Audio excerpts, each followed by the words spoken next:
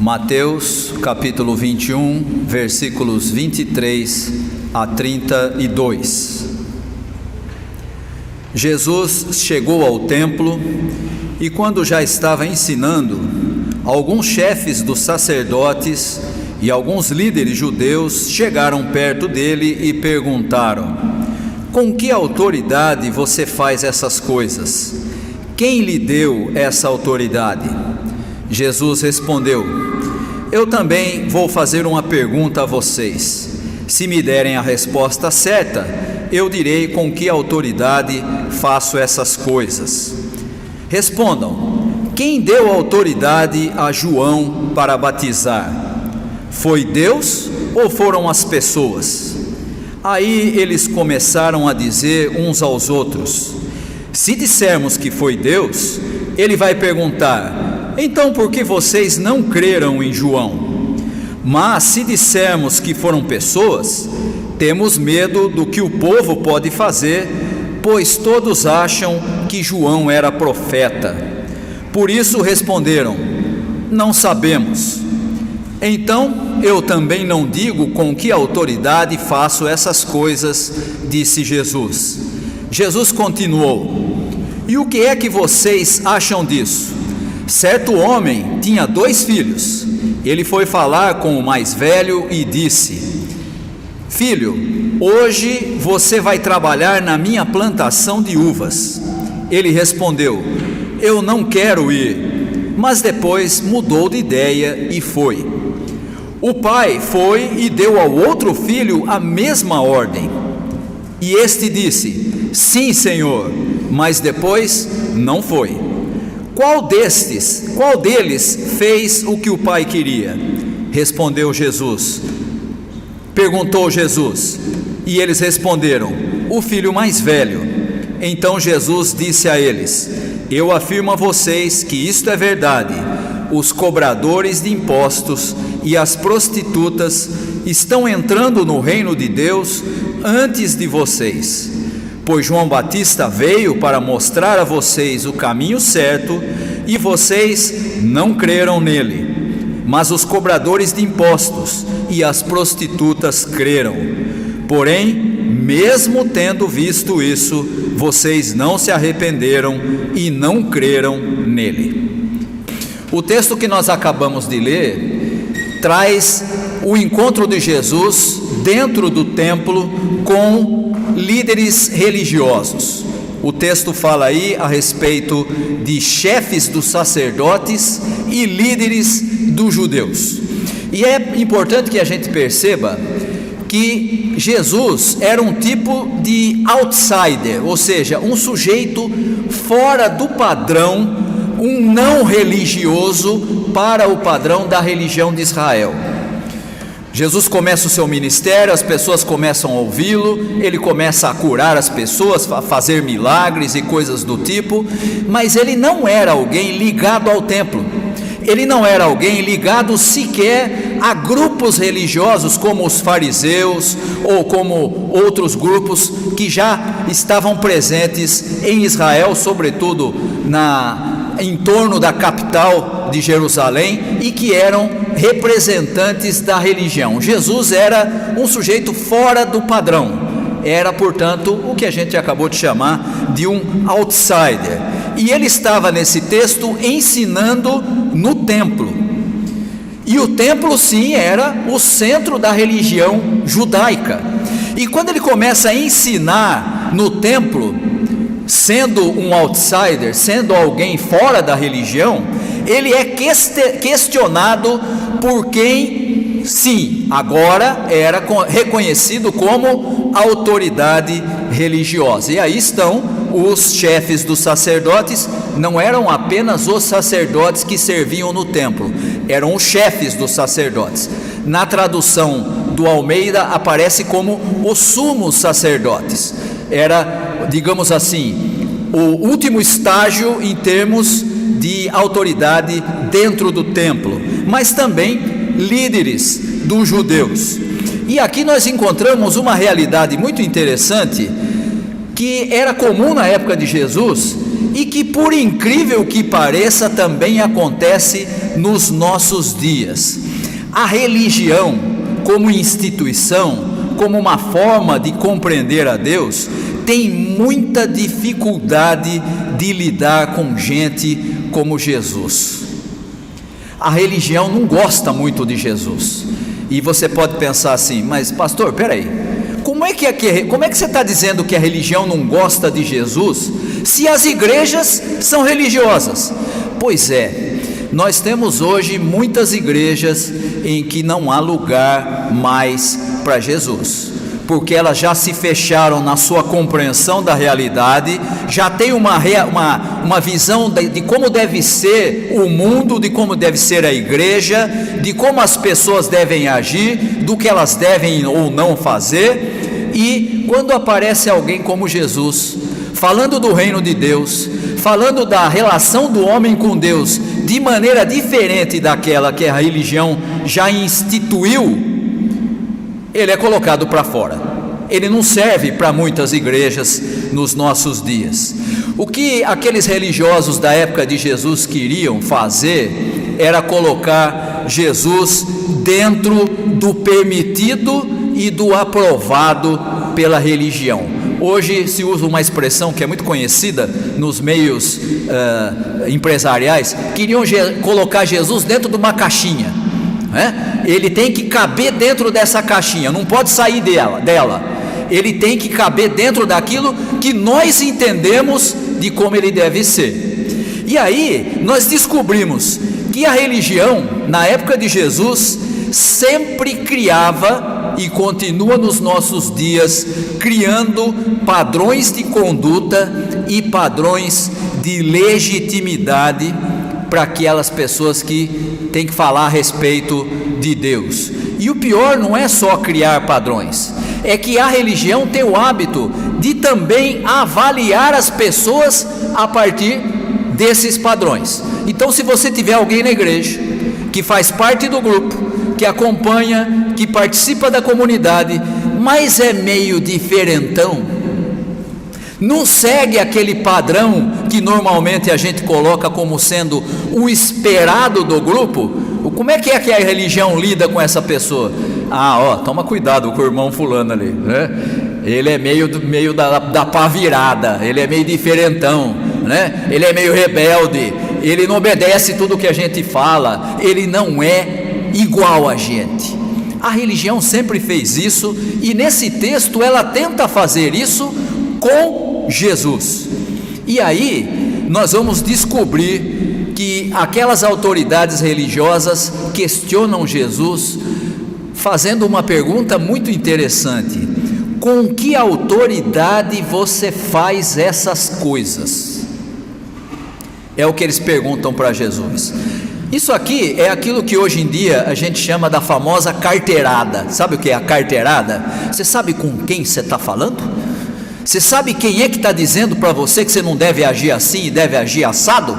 Exatamente isso que as autoridades tentaram fazer com Jesus, dar uma carteirada religiosa. Quem é que autorizou você a ensinar diferente daquilo que é permitido pela religião? Quem é que te deu legitimidade? Quem é que deu autoridade a você? Ora, obviamente não era essa liderança religiosa judaica. Eu acabei de dizer que Jesus era um outsider, era alguém diferente do modelo.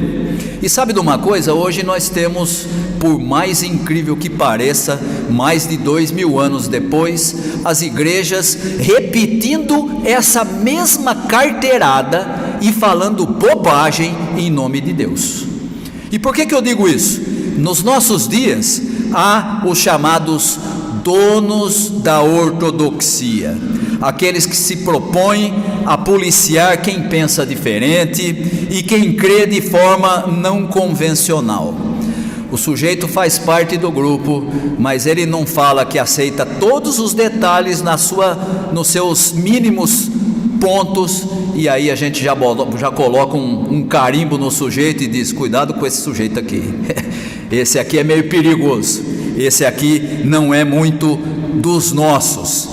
E essa forma de agir faz com que as pessoas sejam avaliadas pelos padrões da ortodoxia.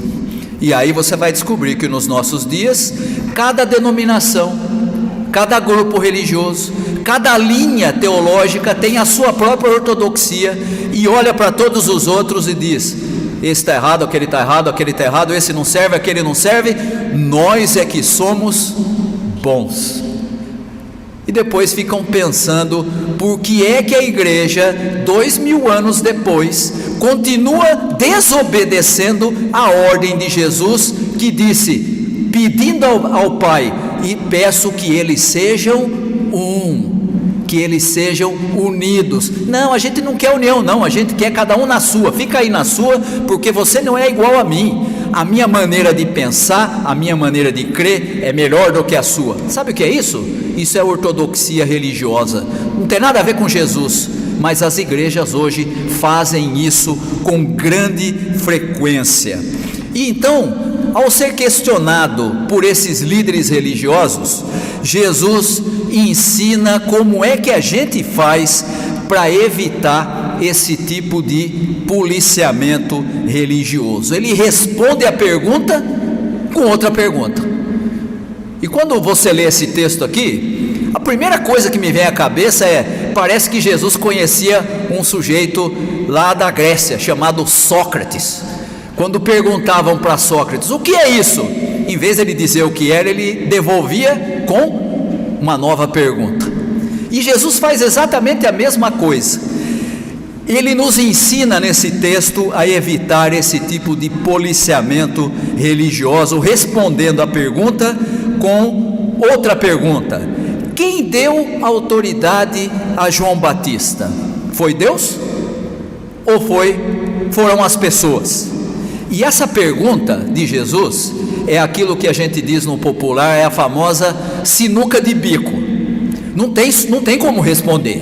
Se eles dissessem, e você vai encontrar isso no próprio texto, os próprios líderes conversam entre si e percebem o seguinte: se eles dissessem que João, que também era como Jesus, um outsider, um sujeito fora daquele modelo da religião, se eles dissessem que João tinha sido enviado por Deus, Jesus poderia questionar por que esses religiosos não creram nele, porque eles rejeitaram João Batista, a ponto de João não só ser criticado, mas depois ser morto pela principal autoridade de Israel, a autoridade que era política, mas que também tinha legitimidade religiosa.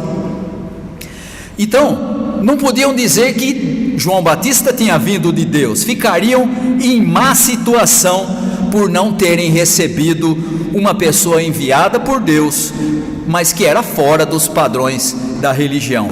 Mas se eles dissessem que não foi Deus e que foram as pessoas, o próprio texto nos diz, eles também tinham medo da reação do povo que estava ali, participando do templo, e porque esse povo cria que João era um profeta. Em qualquer resposta que eles dessem, ficariam em má situação. E aí você viu a sinuca de bico, né? Eu me lembro de uma expressão que eu ouvi há muitos anos atrás, que serve bem para exemplificar isso. Isso aqui é igual pano na boca de vaca. Se você puxar, rasga. Se você largar, ela engole. Vai perder de qualquer jeito. Não tem jeito. E essa é a realidade desses líderes religiosos. Não tem resposta. E porque não tem resposta, eles respondem com uma forma evasiva: não sabemos. É lógico que eles sabiam. Eles tinham rejeitado João. Eles tinham medo do povo, mas saem pela tangente. E aqui nós aprendemos como é que funciona a religião quando ela se vê ameaçada. Ela sempre procura uma forma de autopreservação, ainda que se torne incoerente. E sabe de uma coisa? Nós temos muitas igrejas hoje que agem muito mais de maneira religiosa do que de maneira cristã. Defendem a sua própria forma de pensar, entendem-se como verdadeiras, desprezam todas as outras que pensam de outra maneira e que veem a religião e veem o próprio Deus de outra forma, mas são experts em autopreservação. Se tiver que botar alguém para fora, não perde 2 minutos para botar alguém para fora. O que não pode é perder o controle do grupo, né? E aí então nós encontramos Jesus com essa pergunta, dando aquilo que eu chamo de checkmate naqueles líderes religiosos. Ah, vocês não vão responder? Pois é, eu também não respondo o que vocês perguntaram. Do mesmo jeito que vocês não respondem, eu também não responderei. Com que autoridade eu faço essas coisas? E aí Jesus conta uma historinha de 2 filhos, que parece que não tem muito a ver, mas essa historinha está diretamente ligada com essa altercação de Jesus com os líderes religiosos. O primeiro filho, mais velho, disse que não queria atender o pai para ir trabalhar na sua lavoura de uvas, mas depois mudou de ideia e atendeu. O segundo, mais novo, disse: pode deixar comigo, vou, mas não foi. E aqui é muito interessante, porque a gente olha para essa situação dos 2 filhos e a gente fica pensando, tá, o que isso tem a ver com a igreja? Pois é, sabe que hoje em dia tem muita gente desse jeito, aquele que você pensa que você pode contar com ele, não conte mais. Aquele que você fala assim: ah, não sei, esse aqui talvez não dê para contar com ele. A hora que você vê, ele está fazendo, mesmo tendo dito que não podia. E Jesus conta essa história dos 2 filhos para mostrar que, da mesma maneira que ele, sendo um outsider, fazia a vontade do Pai, os religiosos que deveriam estar ali cumprindo aquilo que era a vontade de Deus, estavam muito mais parecidos com o filho mais novo, que disseram que seguiriam a vontade de Deus, mas não seguiam. E nós temos então a pergunta de Jesus: quem é que foi obediente ao Pai? E a resposta dos religiosos é: o filho mais velho, né? Porque ele disse que não ia, mas foi. E aí nós temos a expressão de Jesus que mostra como ele desmascara a religiosidade que quer dominar as pessoas em vez de levá-las até Deus. Você viu a expressão que Jesus usa para eles? Ele diz assim: cobradores de impostos e prostitutas entrarão no reino de Deus antes de vocês. Você já imaginou a cara desses líderes? Você já imaginou se alguém chegasse numa igreja nos nossos dias e dissesse: então, sabe de uma coisa? A prostituta, o vagabundo, o sujeito que está sendo perseguido porque está cheio de droga, ele entra no reino antes de você, porque você é muito religioso, mas você não obedece aquilo que Jesus ensinou. Você está preso nos conceitos religiosos, no certo e errado, na moralidade que é tão pregada nas igrejas. Aliás, essa é a maior dificuldade que nós temos na maioria das igrejas. Se fala muito mais de moralidade do que do evangelho. Pode, não pode, está certo ou não está certo. Perde-se tempo discutindo coisas que não têm a menor importância, e a gente joga fora a criança do banho junto com a água. A gente joga as pessoas fora porque a gente fica discutindo se pode esse detalhe, se não pode aquele, se usa isso, se não usa aquilo, se tem que usar a roupa assim ou a roupa assada, o cabelo assim ou o cabelo assado, se tem que orar de pé, sentado, deitado, em casa ou coisa do tipo. Jesus então nos mostra com essa história dos 2 filhos, um obediente e o outro não, que aqueles que são como eram na época de Jesus, pessoas desprezadas pela sociedade, são colocadas acima dos religiosos. E você pode dizer assim: pastor, mas peraí, então você está querendo dizer que nós que participamos da igreja, nós somos inferiores às pessoas que são desprezadas pela sociedade? Se você for religioso e estiver entendendo a Deus a partir da religião, sim senhor, você precisa entender Jesus como ele de fato é. E aqui é importante nós entendermos Jesus como modelo. Eu acabei de dizer para você que os líderes religiosos as autoridades religiosas deram uma carteirada contra Jesus. Você já viu Jesus dando carteirada para alguém no Evangelho? E dizendo: você não está certo, você está errado, você não serve para o reino, coisa do tipo. Você já viu? Ele rejeitando quem quer que seja, não importa qual tipo, se é bonito, se é feio, se é pecador ou não, pecador sempre, né? Mas mais ou menos, se é desprezível ou se é alguém de bem, não importa. Você não vai encontrar Jesus no Evangelho e nem depois na igreja, quando fala a respeito de Jesus, nenhuma vez você vai encontrar Jesus dando carteirada em alguém. E ele era o único que poderia, porque é o Filho de Deus. Ele poderia dizer: peraí, você está falando bobagem, você não sabe do que você está falando. Eu sou o Filho de Deus, eu sei o que Deus quer. Você já viu Jesus dando carteirada em alguém? Hoje está cheio de líder religioso dando carteirada nos outros, está cheio. Alguns se denominam missionários, outros pastores, outros se denominam bispos, outros se denominam apóstolos, até patriarca tem. Na outra igreja não presta, aqui é que é bom, aqui é que a coisa acontece, porque aqui está o patriarca, o bispo, o apóstolo, ou sei lá quem. Pois é, a igreja não é dele.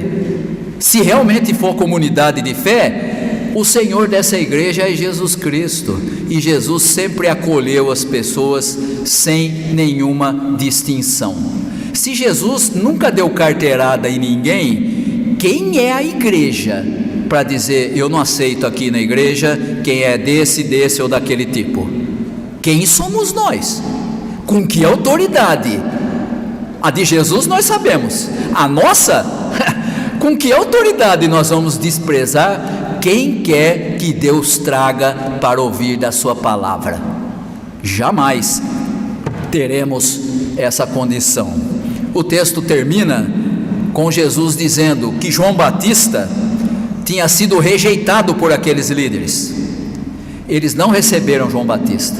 Se eles tivessem recebido João Batista, que é apresentado no Evangelho como aquele que aponta para Jesus, o verdadeiro caminho, eles teriam crido também em Jesus. Os religiosos da época não creram na pregação do arrependimento de João Batista e por isso também não creram em Jesus. A religião tinha servido apenas para obscurecer o entendimento deles. Precisamos tomar muito cuidado para que a religião dos nossos dias também não obscureça a nossa compreensão de quem é Jesus. É Ele que devemos seguir, é Ele o nosso modelo. E nós precisamos finalmente perceber que Jesus não pode ser enquadrado em nenhum esquema religioso. Quando isso acontece, nós não estamos mais falando de Jesus, mas de um ídolo. Nós estamos falando de religião e não de reino de Deus. E nós não somos chamados a seguir religião, nós somos chamados a seguir aquele que é colocado pelo próprio Deus. Lemos há poucos minutos atrás aqui no texto de Filipenses, aquele que tem um nome que está acima de todo nome, para que todas as coisas no céu, na terra e debaixo da terra se curvem diante dele e digam com todas as letras: Jesus Cristo é o Senhor. É a Ele a quem servimos. Não é religião, não é igreja. A igreja é a comunidade dos que seguem a Jesus Cristo. A igreja não tem essa autoridade para sair dando carteirada em quem quer que seja, inclusive na sociedade, quando a sociedade tem outros padrões, outra maneira de pensar, porque a sociedade não é igreja, e a igreja não é